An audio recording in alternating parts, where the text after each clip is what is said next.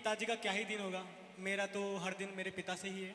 तो मेरा तो हर दिन पिता से है। तो पता है क्यों? क्योंकि जिस शख्स से मैंने चलना सीखा, जिस शख्स से मैंने खेलना सीखा, देखना सीखा, हंसना सीखा, जीतना सीखा, बोलना सीखा, पढ़ना सीखा, लिखना सीखा, बातें सीखी, मुलाकातें सीखी, मगर अब कुछ शब्द कलम के कागज़ों पर उकेर रहा हूँ।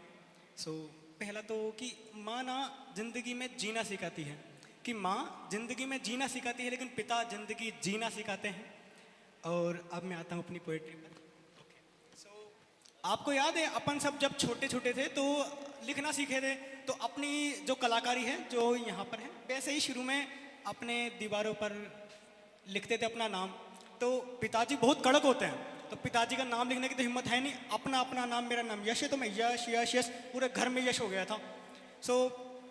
घर की दीवारों पर नहीं लिखा जाता है उनका नाम, लेकिन वही शख्स होता है पूरे घर की पहचान।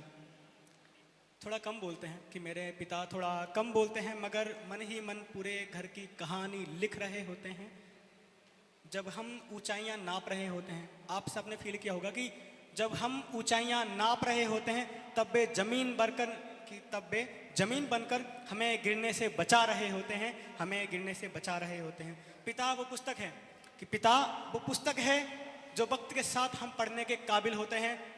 जहाँ तक मैं पढ़ पाया, मैं अपने पिता को व्यक्त कर रहा हूँ कि जहाँ तक मैं पढ़ पाया, चेहरे से अक्सर मौन रहा, पर मन में है स्नेह अथाह रहा। बातें हम सपने जहाँ की